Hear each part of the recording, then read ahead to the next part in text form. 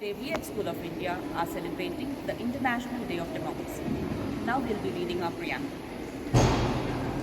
We, the people of India, have solemnly resolved to constitute India into a sovereign, socialist, secular, democratic republic and to secure to all its citizens justice, social, economic and political, liberty of thought, expression, belief, faith and worship, equality of status and of opportunity, and to promote among them all fraternity, assuring the dignity of the individual and the unity and integrity of the nation.